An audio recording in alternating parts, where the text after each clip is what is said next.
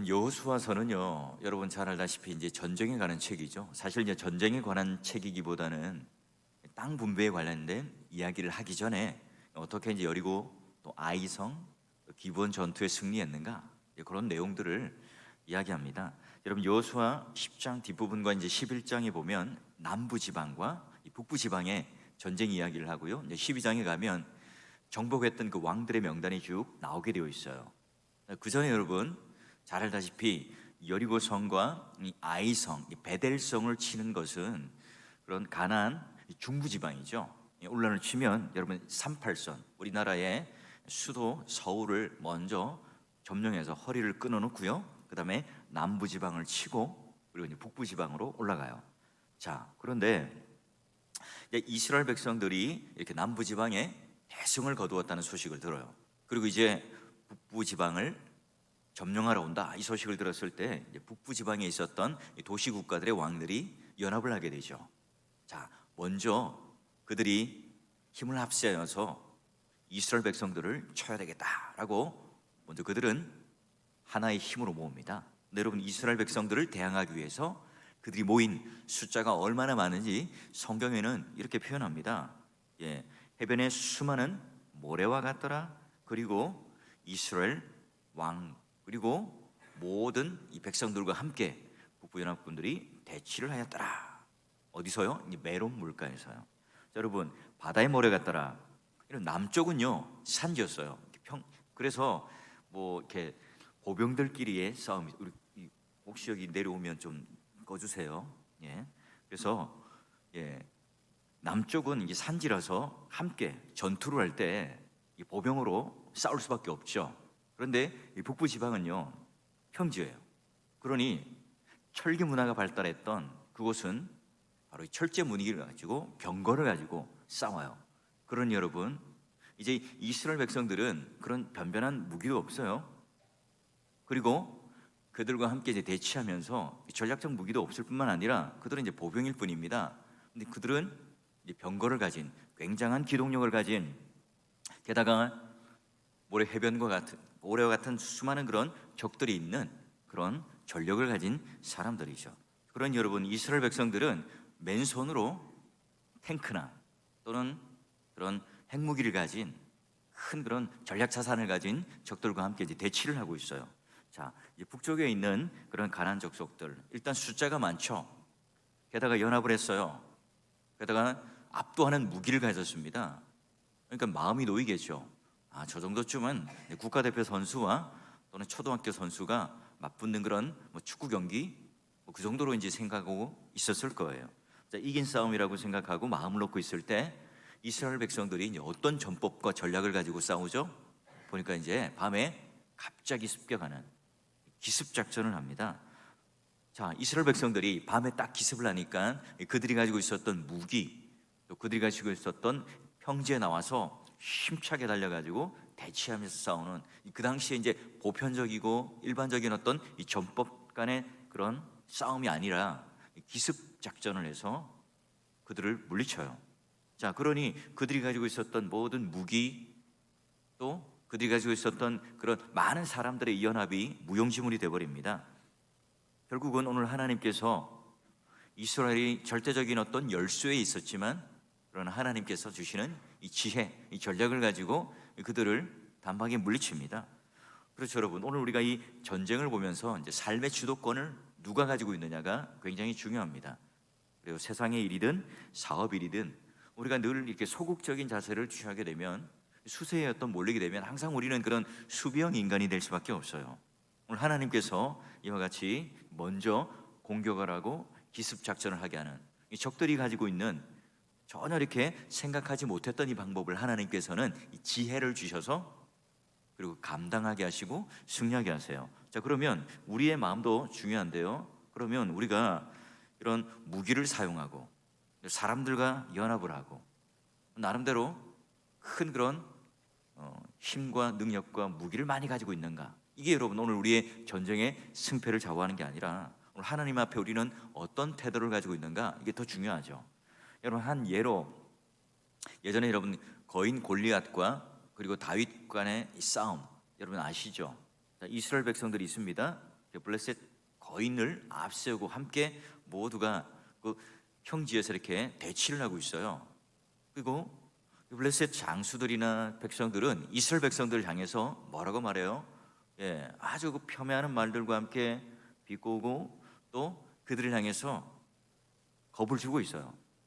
그 제일 선봉장에 나선 사람이 누굽니까? 거인 골리앗이었죠. 그런데 여러분, 이게 큰 소리 치고 공격을 하지 않는다는 것은 양쪽 진영이 다 두려움 가운데 있다는 거예요. 자, 그래서 골리앗이 앞에 서서 열심히 외치고 또 그들을 향해서 겁을 주고 있지만 그냥 마치 이렇게 서로가 두려움과 무서움 가운데 이 멱살을 잡고 있듯 벌벌 떨고 있는 거예요. 자, 이런 대치 관계에 있을 때 이스라엘은 두려워서 떨었겠고 또 블레셋은 이 전투 가운데 또 그들 가운데 어떻게 이제 이스라엘 백성들을 또 승리를 하고 싸움에 이길 수 있을까에 대한 어떤 고민들을 하고 있었겠죠. 이때 여러분, 이 대치 상황에 있을 때 누가 와요? 다윗이 옵니다. 도시락을 들고 온 소년. 근데 이 상황을 보니까 사실은 이제 이해가 안 돼요. 생소하죠. 이 전쟁이 났는데 누구도 싸우려 하지 않아요. 그냥 대치 상태에 서로 바라보고 있죠. 다윗은 이제 즉각적으로 응합니다. 물맷돌을 가지고 골리앗을 향해서 전력 질주를 해서 그 물맷돌을 골리앗에 던졌을 때에 급소에 맞고 직사를 하게 됩니다. 그로부터 완전히 전세는 바뀌죠. 자, 골리앗은요 장수예요. 큰 소리를 쳐요. 겉으로 보기엔 굉장히 무서워 보여요. 하지만 이 마귀와 같이 똑같이 큰 소리만 칠 뿐이죠. 거구일 뿐입니다. 첫날에 말씀드렸듯이 말단 비대증 환자라고 하는 이 거인병이라고 하는 그런 환자였다. 어떤 주석가가 그렇게 말했다고 그랬죠. 그러니 다윗의 입장에 볼 때는 예전에 아주 민첩한 맹수들 이런 짐승들을 상대할 때보다 오히려 큰 그 골리앗은요 그냥 대충 던져도 맞을 수 있는 큰 관역이었고 어찌 보면 이 자신은 굉장히 빠르고 민첩하지만 골리앗은 그만큼 기동성이 떨어지기 때문에 움직이는 관역이 아니라 서 있는 관역이었기 때문에 그는 빨리 달려가서 구경만 하는 것이 아니라 선제 공격을 하게 돼요. 여러분, 바꿔보면 큰 덩치 그리고 무시무시한 그런 험악한 말들 쏟아놓고 있는 이 골리앗이요 굉장히 큰 적으로 보여요. 그런데 다윗의 눈으로 볼 때 바꿔 보면 어때요? 골리앗은 오히려 큰 관역으로 보일 거고 그리고 그 말뿐인 이 골리앗을 향해서 나는 기동성 있게 민첩성 있게 움직이지만 오히려 서 있는 이 관역 골리앗은 더 쉽게 보였을 수도 있어요. 자, 군사의 수가 아무리 많아요. 게다가 병거라고 하는 그 당시 때 말과 함께 기동력 있게 움직이는 무시무시한 그런 무기를 가지고 있습니다. 그리고 난공불락의 성들을 가지고 있었던 이 가나안과의 전투. 그런데 중요한 건 뭐죠? 그들이 가지고 있었던 무기와 또 연합했던 그 힘들이 아니라 하나님께서 오늘 우리들에게 명령하시고 이미 그들을 손에 붙여주셨다. 그 믿음을 가지고 또 한 발자국 내디며 하나님의 명령을 따라 그 전쟁을 수행하는 거죠. 우리가 시험을 앞두고 있는 수험생들 또 우리 미래를 앞두고 있는 염려와 두려움 가운데 기도하고 있는 우리 성도들 어떻습니까? 우리는 이 하나님의 명령에 따라 살아가는 이런 선제 공격을 하며 또 움직이는 그런 우리의 신앙들인가요? 아니면 늘 수세에 몰리고 또 그런 큰 소리나 또 커 보이는 이 골리앗들과 또 수많은 어떤 이 적들 앞에서 우리가 두려움 가운데 사로잡혀 있는 사람들일까요? 여러분, 다윗도 마찬가지고 이스라엘 백성들이 오늘 하나님께서 기습하라, 선제 공격하라 하는 이 의미가 뭘까요? 우리가 직장과 또는 가정에 가면 나와 대치되는 적들, 나와 관계가 틀어져 있는 사람들을 향해서 계속해서 내가 그들을 누르고 공격하고 하라는 의미의 선제 공격일까요? 아니겠죠. 여러분, 영적인 의미로 선제 공격을 하라 하는 의미가 뭘까요? 여러분, 오늘날 하나님께서 우리에게 주신 은혜의 도구, 그 선제 공격의 도구가 뭡니까? 첫 번째는 여러분, 오늘 우리에게 주신 게 기도죠. 그래요. 우리가 일이 터지고 무언가 일을 수습하기 전에 우리는 먼저 기도를 해요. 자, 그래서 여러분, 예수님께서 이른 새벽에 그 수많은 사역을 하고 버거운 일들을 하기 전에 뭘 하셨어요? 새벽에 기도를 하셨어요. 하루 중에 그 첫 사역, 선제 공격하는 것, 첫 시작, 사역의 첫 삽을 뜨는 게 뭡니까? 새벽에 일어나서 하나님께 뜻을 묻고, 그리고 새벽에 하나님을 향하여 그 뜻을 맞춘 뒤에, 그 기도한 뒤에 그 사역이 이루어졌죠. 자, 그래서 여러분, 십자가의 길을 간다는 게 얼마나 힘든 일입니까? 얼마나 많은 유혹이 있었습니까? 얼마나 고통이 있습니까? 얼마나 그런 모욕적인 일들이 일어나겠습니까? 그러기에 그 쓴 잔을 내가 마시지 않겠노라 라고까지 생각할 뻔하지만, 기도를 통해서 이미 그 겟세마네 동산에서 예수님은 이 십자가가 가기 전에, 달리기 전에 이미 승리를 하셨죠. 그러기에 오늘 우리 성도들에게 주신 하나님의 놀라운 은혜의 특권, 무기는 뭐냐? 바로 기도라고 하는 것. 둘째는 뭘까요? 오늘 하나님께서 우리에게 주신 은혜의 도구로서의 선제 공격을 할 수 있는 무기가 뭘까요? 그래요, 바로 말씀이죠. 여러분, 에베소서 6장에 보면 어떤 무기들이 있습니까? 어떤 우리가 그런 가지고 있는 그런 전쟁용, 그런 호신용, 또 무기, 또 이런 것들이 있을까요? 진리 허리띠, 의의 호심경, 그리고 평화의 복음의 신, 구원의 투구, 성령의 검. 여기서 이제 공격용 무기는 바로 이제 성령의 검 아니겠어요? 자, 그래요, 오늘 하나님께서 이렇게 영적인 전쟁에서 성령의 검을 쓰라고 우리에게 주셨어요. 근데 이런 성령의 검을 어디를 향해 써야 되죠? 교회 안에 있는 우리 형제 자매가 아니라 외부에 있는 그런 적장의 심장을 향하여 성령의 검을 쓸 수 있어야 되겠죠. 자, 그리고 하나님께서 이렇게 기도와 말씀이라고 하는, 오늘 이스라엘 백성들이 하나님의 그 뜻을 붙잡아 기습 공격하라 라는 명령을 듣고 승리를 합니다. 물론 여러분, 여리고 성을 돌 때는 온전히 하나님께서 다 하셨어요. 그냥 성만 빙빙 돌 뿐이었죠. 그리고 아이 성에는요, 하나님께서 너희들 매복하라, 요인하라, 하나님께 주신 이 작전대로 또 행해요. 또 여러분, 기브온 전투 때는 열심히 또 전쟁에 나가지만 하나님께서 결국 우박과 천둥과 번개를 치셔서 승리하게 하시죠. 자, 여기는 이 메론 물가는 또 어떻게 해요? 하나님께서 주시는 이 기습작전 전법을 가지고 승리하게 하세요. 그래서 하나님께서는 오늘 우리들에게 가만히 이 전쟁 가운데 두고 보고 계시는 것이 아니라 하나님께서 이 결정적인 그 승리를 하는, 말하자면 오늘날 이 이스라엘 군대의 군왕이 되세요. 때로는 이스라엘 백성들과 함께 작전을 주시고, 때로는 이스라엘 백성들이 모든 것들을 하나님께 의지하도록 전쟁 가운데 이끄시기도 합니다. 다양한 경우가 있습니다. 자, 여러분, 자, 우리가 봤던 이제 메론 물가 전투, 북부 연합군과의 전투는 바로 하나님께서 이렇게 작전을 주셔서 승리를 하게 됩니다. 이런 어때요? 이스라엘 백성의 입장에서 많은 그런 전투 가운데 승리하긴 했어요. 근데 지금 갈수록 내 앞에 나타나는 적들이 세 보여요.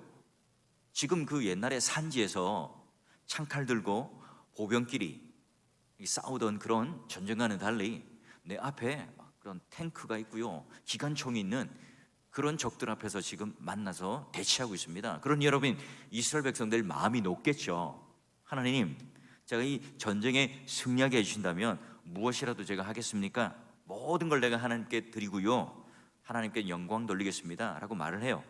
그런데 여러분, 막상 우리가 그 하나님께 기도를 드리고 또 말씀의 검을 가지고 승리를 했어요.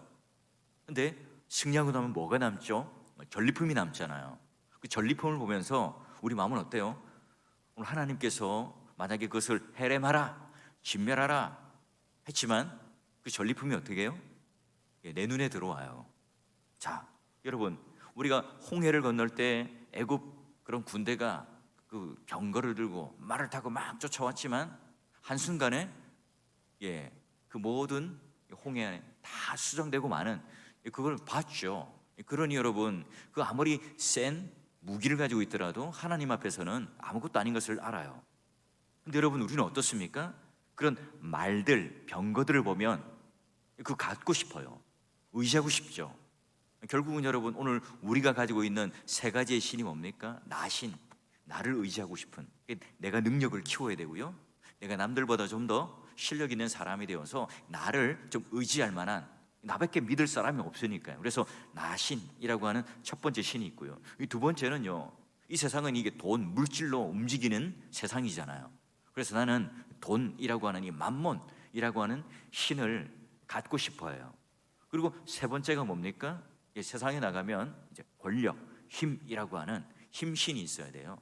그래서 나, 돈, 힘, 신, 나, 돈, 힘이라고 하는 신을 오늘 우리는 갖고 싶어하고 또한 그걸 가지려고 애를 쓰죠.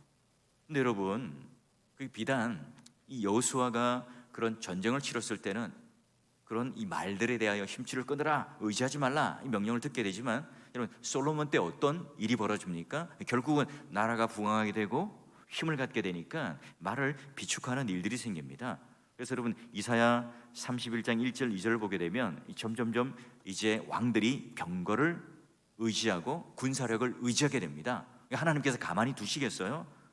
그럼 말을 비축하고 하나님을 버리고 자신의 힘을 의지하니까 재앙을 내리세요. 그런 여러분, 강대국 바벨론의 포로가 되게 하죠.